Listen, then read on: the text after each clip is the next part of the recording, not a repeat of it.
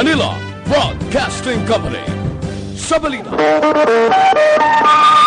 Aksyon Radio Philippine Standard Time, las 6:33. This time check is brought to you by ACS Manufacturing Corporation, ISO certified, world-class quality. Ang ining oras ang ginadulong sa inyo sa kaawan sa Conzays. Upgrade your immunity, do it with Conzays. Aksyon Reports, second portion.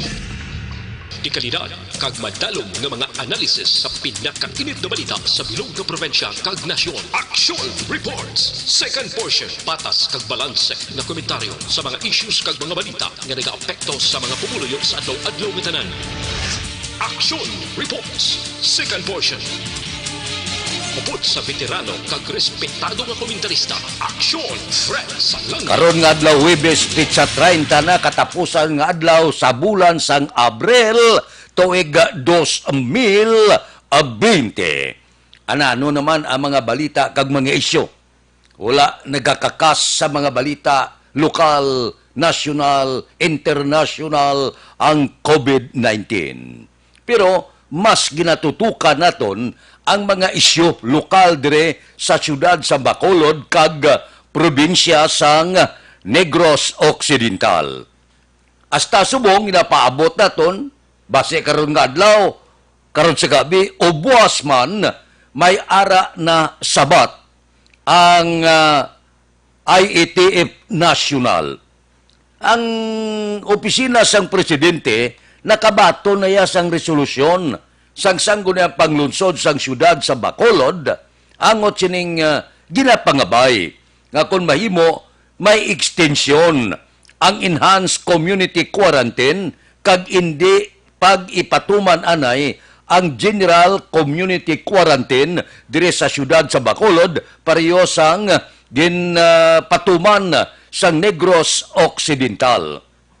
Wala pagid sabat sa rekomendasyon nga kinahanglan may extension hasta Mayo 15. Ti ining resolusyon sa sanggo na paglunsod na padala na sa halos tanan importante nga mga ahensya sang gobyerno.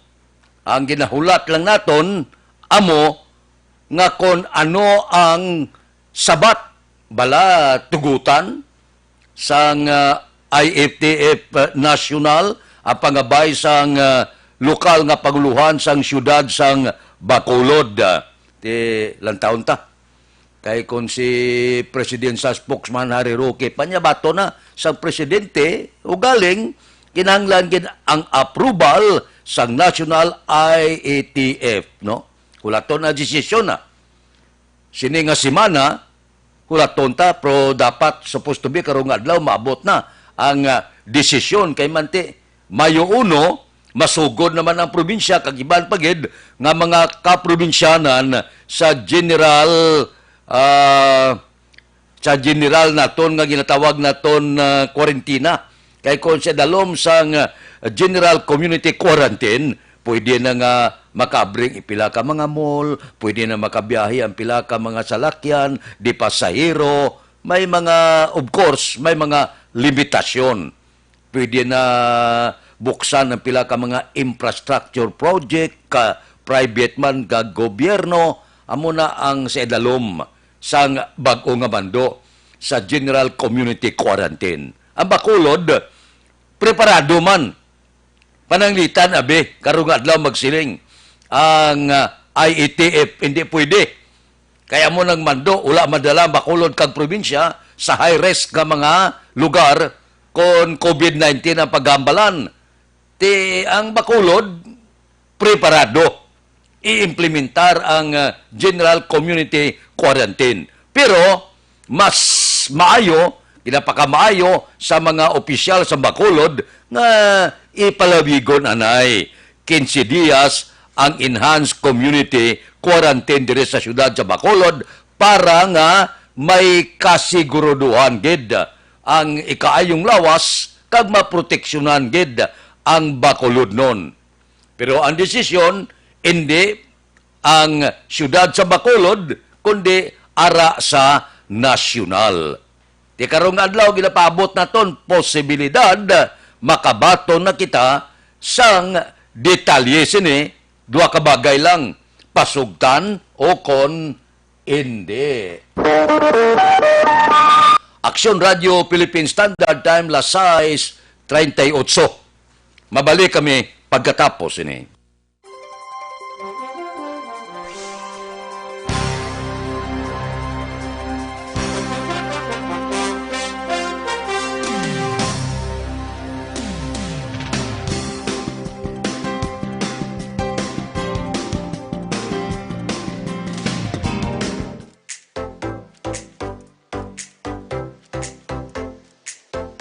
Mga ka-aksyon, madamo sa nagpalaylay na pamaagi at uproprotektahan ang imong kaugalingon batok sa novel coronavirus 2018 o ng COVID-19.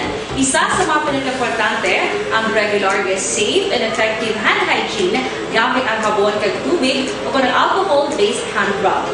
Yan ang proseso sa paghugas ng gamot na rekomendado sa World Health Organization.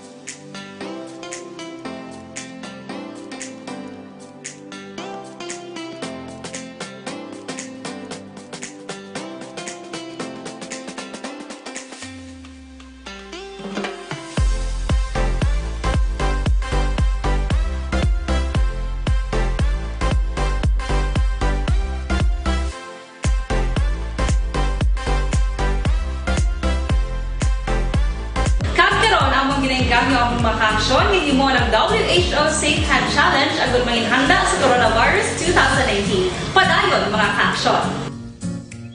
Aksyon Radio!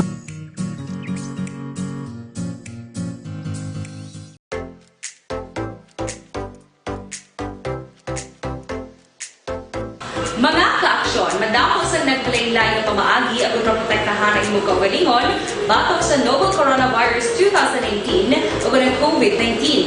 Isa sa mga pinaka-importante ang regular, safe, and effective hand hygiene gamit ang habon kag tubig o ng alcohol-based hand rub. Philippine Standard Time, las 6:41 na sa inyo pag-ersisyo ni magkalipata, mag-detoxify gid. Inom gid kamo DTX 500. Ang DTX 500 nagatinlo inis ang inyo dugo, nagasilhig sa mga impurity kag toxin sa inyo atay. Nagabulig ini panubo sa blood sugar mangod sa mga organic compound niya, ining visin, charantin kag polypeptide. Kung mataas ang kolesterol, mataas ang blood sugar, magod sa diabetes, panahon na nga mag-DTX 500 kita. Ang DTX 500, amo ini ang aton usaron gamiton, tumaron adlaw-adlaw para magdipinsa sa aton lawas batok sa nagaduging nga pamalatian, labi na subong nga kadelikado nga panahon. Kinalan mabako ng aton lawas, hindi magkalipat, adlaw-adlaw gatanan, himua batasan nga mag-inom sang DTX 500. Ang DTX 500 mabakal pagi sa online kag pwede ma-deliver sa tag sa ninyo ka mga puluyan pagi sa www.kalusuganyan.ph o kon Kalusuganyan Facebook page. Aksyon Radio Philippine Standard Time, las 6:43 na. Ba mayo ni nga balita kung maaprubahan ang dugang 1,000, kundi 1,000 nga dugang sa pensyoner sa mga retirado nga mga miyembro sang Social Security System subong man ang GSIS pensioner. Ang 1,000 nagtupanan, di ba? Karon nagaduso nga kung mahimo ining 1,000 nga nabilin ihatag na lang sa mga retirado. Kinahanglanon nila ini sa sini nga mga tinion. Ako upod ako dire. Magabinipisyo kita mo. Dako ining bulig sa 1,000. Bakal mo sang bulong mo, bakal mo da sang kung ano nga kinanglanon, samtang nagatigulang ka, tidamo ka na kinanglanon, may mga maintenance ka na, o kung ano pa dira ang magtapik nga balatian, kay mati, dali kaya tapikan balatian kung mahina na ang immune system mo kung nagaedad ka na. So kung matigayon ini, nga dugangan 1,000, sa dugang ba ito, 1,000 na baton, dugangan 1,000, kay 2,000 ang ginpangako nga idugang ini sa mga retirado naton nga mga kauturan, mga pensioner naton. Ang 1,000 is 1,000 Ang dugang nga 2,000 dako na para sa mga retirado naton nga mga kauturan. Ihatag na lang na. Pila naging magkatuig ang itiner sang pila naton ka mga kauturan dire sa kalibutan, tagaan taman sang jutay nga kalipayan nga magdako-dako man ang ginabaton nga pensyon. Kaya kalabanan sang ginabaton nga pensyon ginatigana man lang na sa mga bulong sang aton mga senior citizen. Ang iban ti ko may sulusobrada yawat pa man na nga iduldog sinya sa apo yada ang dugang-dugang nga pensyon. So kabay pa nga kung ginaduso ini maaprubahan kag pasugtan sang Social Security System kag GSIS, no? Manay mi ni kay kahapon amo na ginaduso ni Congressman Ropos Rodriguez sang Cagayan de Oro. Para sa ako niya benepisyado ini ang pila ka libo-libo nga mga retirado. Hindi man guro maputo ang Social Security System kung ihatag yadugang na ang 1,000 nga pensyon sang mga retirado. Kabay pa nga now na. Aksyon Radio Philippine Standard Time, las 6:45. Mabalik kami pagkatapos ini. Ang Dr.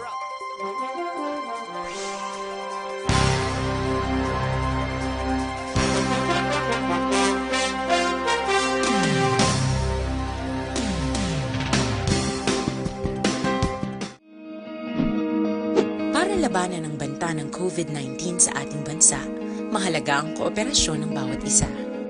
Ang pananatili sa loob ng bahay ay isa sa pinakasimple pero pinaka-epektibong paraan para hindi kumalat ang virus.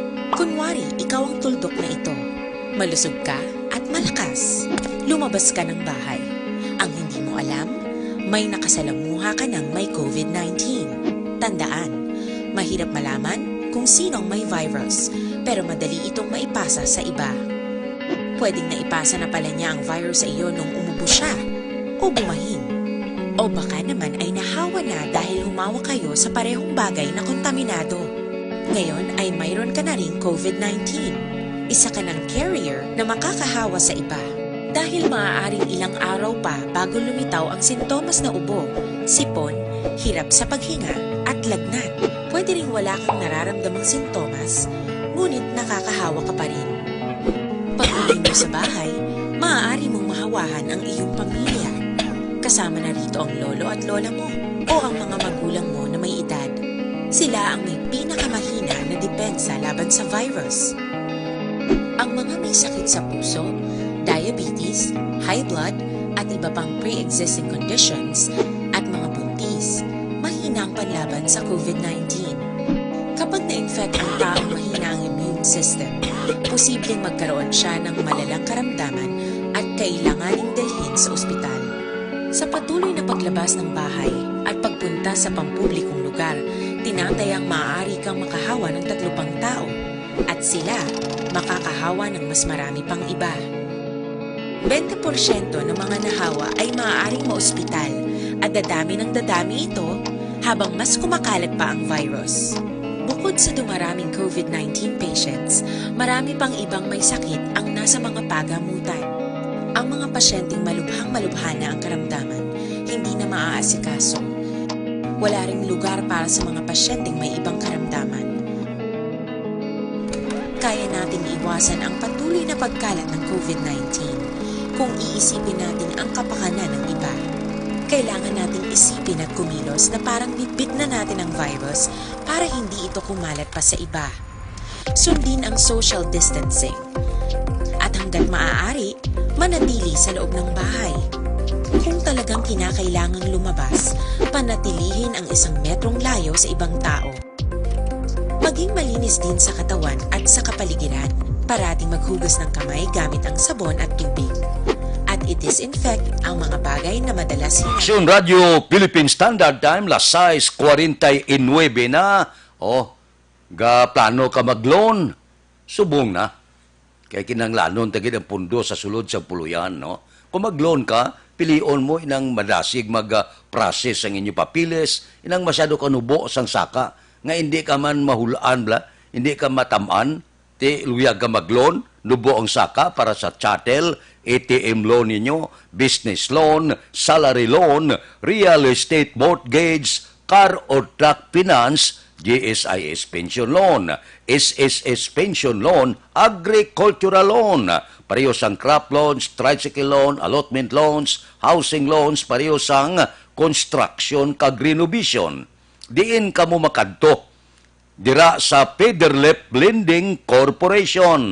Ara lang sa 2nd floor, Carmen Building, Lizares Avenue, Bacolod City.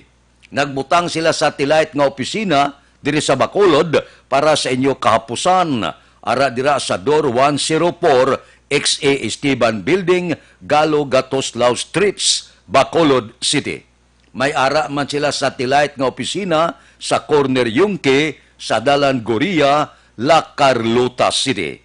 May ara man sa Dalan Mabini, Sonpordas Talisay City. So kung mag-loan ka, pilia ang manubo nga saka. Federlip Lending Corporation, 2nd floor, Carmen Building, Lizares Avenue, Bacolod City. Ariho, kapon daw pilagid ka mensahe, text message ang ato na baton gikan sa mga grupo naton mga senior citizen. Sila nila Aksyon Fred ano ni daw ginadilian ta magwa nga kabakod pa man sa aton. Siling ko basi kon may pagligwat pa man na. Kaysa idalom sang General Community Quarantine nga guideline, may ara sila na butang damong ang 20 anyos panaog, 60 anyos pasaka, kinanglan magpabilin sa sulod sang puluyan. Tisiling sa pila ka mga grupo niya, mas babakod pa gani ko sa ibanda, nga nag-edad lang 40-50, mas mabakod ako, wala balatian ka ginabatyag. Kag kumadumduman, wala pa ini nag-abot ining COVID-19. Makita naton sa Lagon, sa New Government Center, sa tion sang kapunanon kag kaagahon, walking-walking da ang pila naton ka mga senior citizen, no? Ulo exercise. Tibangod sining karon nga kung ipapanaog sa General Community Quarantine, dilian niya ang mga senior citizen nga makagwa sila puluyan, niya daw hindi man amo ini. Kabakod ba man sa aton lawas? Mabakod pa kita sa iban nga hubin da. Pagkatapos hindi kita tugutan nga makagwa sa aton puluyan. Tiano lang gwatas ni, mas gabalatian kita kung magtinir sa puluyan, may na yang makabanat-banat ang aton lawas. Ang sabat ko sa grupo, siling ko, hindi man na kay ginhungod siguro. Sa naga-implementar sini, ang ilaya tuyo sina, hindi kay dilian kita, hindi kay didan kita sa aton sini paglibot-libot, kundi para nga maproteksyonan kita. Nga hindi kita malatnan sang balatian kay mas pirme ka nagagwa, mas vulnerable ka, mas madali katapikan sining kagaw nga ni, ining COVID-19. Meantime, sundon talang anay, pila mo lang ini kadlaw, hindi tanay maglalis. Kung sa bagay, daw may rason man sila mo. Kabakod ba sa lawas ta, kabakod ba sa tulan ta, wala man tabalatian, sisinta pasaka, daw limitahan, hindi wala man na ginahambal nga may mga malisya, nga daw ginadilian ka, nga daw hindi ka na mapuslan, nga daw inutil ka na, no. Hindi amo na pananaw ko sang nagahimo sini, nga mga pagsulundan, na pananaw ko diya, positibo.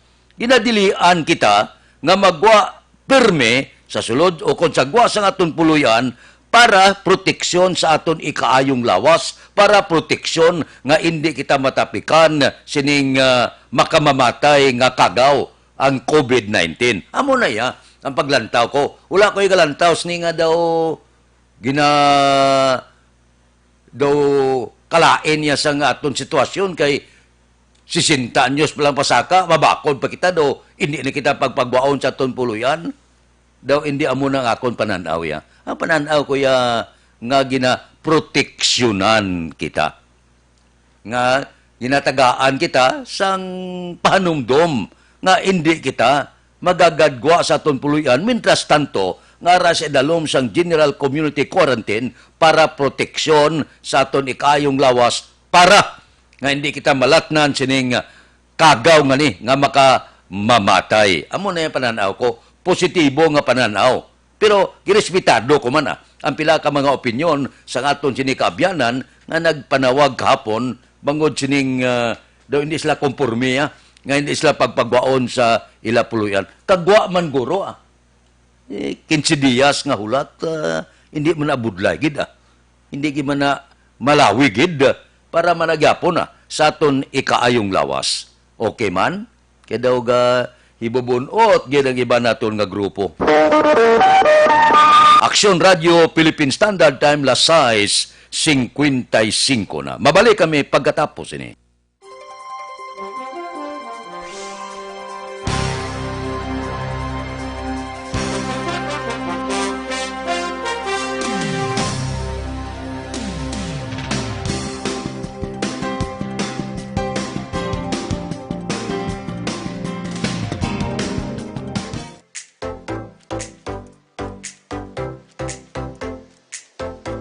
Mga ka-aksyon, madamo sa nagpalaylay na pamaagi at protektahan ang imong kaugalingon batok sa novel coronavirus 2018 o ng COVID-19. Isa sa mga pinaka-importante ang regular, safe, and effective hand hygiene gamit ang habon kag tubig o ng alcohol-based hand rub. Yan ang proseso sa paghugas ng gamot na rekomendado sa World Health Organization.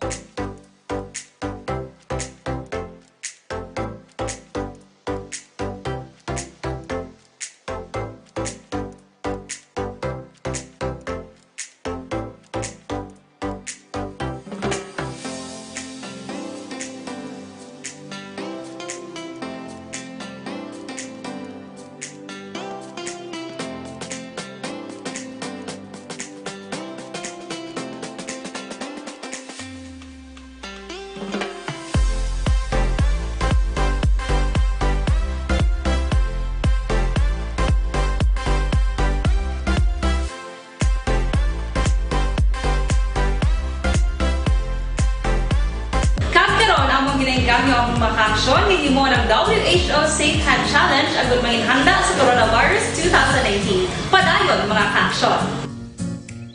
Aksyon Radio!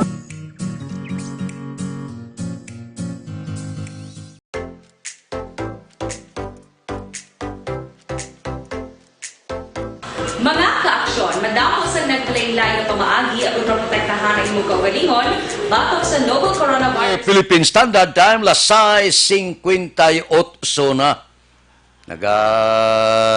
Upod lang kita sa kalisod sa pamilya Alvarez sa pagtaliwan sa aton classmate. Katapo ini sang kapulisan dira sa Dakbanwa sang Bago, si Lando Alvarez. Classmate ini taga barangay Punta Taytay. Standby na sa aton Aksyon Balita Morning Edition. Liwat magadulong sa aton sa mga balita lokal, national, international, sports, kag artista. Upod kita kay Aksyon Boy Duran, kag Aksyon Eden Aboso. Aksyon Fred Salanga, una sa balita, una sa aksyon, sa Bacolod, Aksyon Radio.